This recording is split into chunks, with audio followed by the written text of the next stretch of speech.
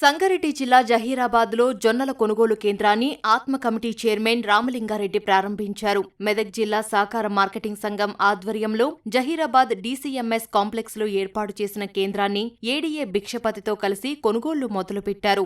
జొన్నలు క్వింటాల్కు 3,699 మద్దతు ధరతో ప్రభుత్వం కొనుగోలు చేస్తోందని అన్నారు.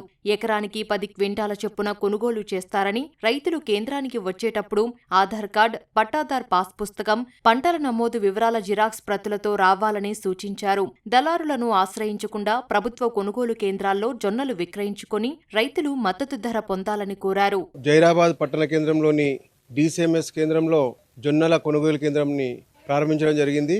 క్వింటాల్కు రైతుకు మద్దతు ధరగా 3,699 ఇవ్వడం జరుగుతుంది. రైతులు నాణ్యత ప్రమాణాలు 13% తేమ శాతము మరియు ఇతర గింజల శాతం 4%.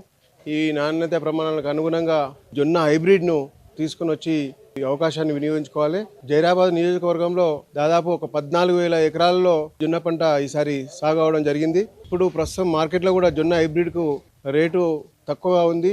మరి ఈ మద్దతు ధర 3,699ని వినియోగించుకొని నాణ్యత ప్రమాణాలను పాటించి ధాన్యంతో పాటు పట్టా passbook, Aadhaar card, bank account ఈ 3 డీటెయిల్స్ తీసుకొని ప్రొక్యూర్మెంట్ సెంటర్ దగ్గరకు వచ్చేసి ఇవన్నీ సమర్పించి ఆన్లైన్ ద్వారా ఇదంతా కొనుగోలు చేయడం జరుగుతుంది. మన జైరాబాద్ నియోజకవర్గంలో 6 కేంద్రాలలో ఈ జొన్నల కొనుగోలు కేంద్రం ప్రారంభించడం జరిగింది. ఒక రైతుకు ఎకరాకు 10 క్వింటాల వరకు మనము రైతు ధాన్యాన్ని కొనడం జరుగుతుంది. ధాన్యాన్ని డీసీఎంఎస్ ద్వారా కొనుక్కుంటే ఎంఎస్సి ద్వారా రేటు బాగుంది కాబట్టి రైతులకు గిట్టుబాటు ధర ఉంటుంది కాబట్టి ప్రతి ఒక్క రైతు కూడా డీసీఎంఎస్ కానీ ఎక్కడ పాయింట్స్ ఉంటే అక్కడ తీసుకపోతే రైతులకు కూడా లాభం జరుగుతుంది. కాబట్టి రైతులందరూ కూడా తీసుకుపోయి కొద్దిగా సమన్వయం పాటించి ఈ ధాన్యాన్ని మీరు కొనుగోలు కేంద్రాల దగ్గర తీసుకుపోవాలని మనవి.